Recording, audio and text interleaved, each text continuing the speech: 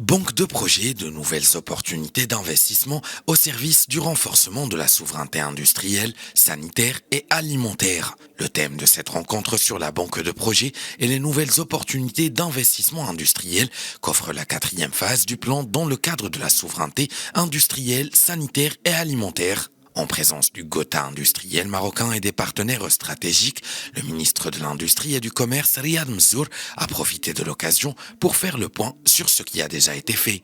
Aujourd'hui, cette banque de projets a connu un succès extraordinaire alors qu'elle a été lancée pendant une période de crise sanitaire. Nous avons plus de 1170 projets qui vont permettre de créer plus de 260 000 emplois directs et indirects dans toutes les régions du Maroc.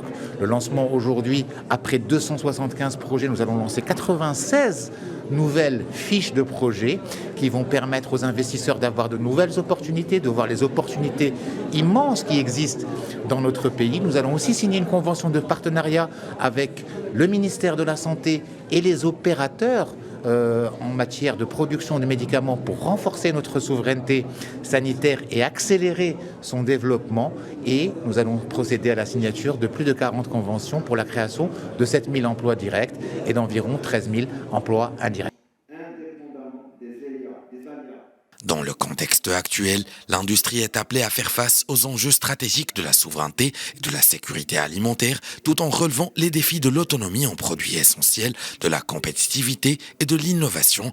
Ces nouvelles opportunités couvrent cette thématique: l'eau, les médicaments, les dispositifs médicaux, les intrants alimentaires, la valorisation industrielle des ressources agricoles, les emballages, les équipements et les machines. Comme vous pouvez savoir, puisqu'il s'agit de la souveraineté sanitaire, on a terminé bien sûr cette rencontre aujourd'hui par la signature d'une convention dans le cadre de la production locale de certains médicaments, certains dispositifs médicaux.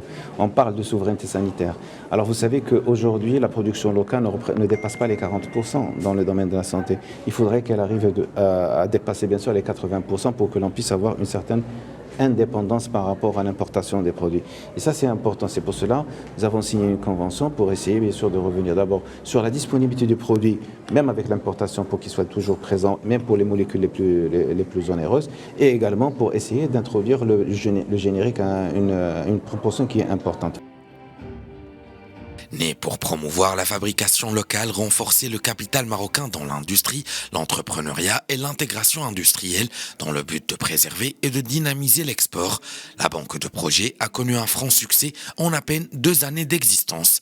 Une réussite que la banque de projets doit aussi au dispositif d'accompagnement multidimensionnel qu'elle offre aux porteurs de projets, bénéficiant dans ce cadre d'un appui financier à l'investissement, de la commande publique et privée, du foncier industriel ainsi que d'une formation adaptée et de la mise en conformité. Un dispositif qui se renforce désormais avec la charte de l'investissement impulsée par le roi Mohamed VI qui vise à soutenir les projets, réduire la disparité territoriale et développer l'investissement dans les secteurs prioritaires.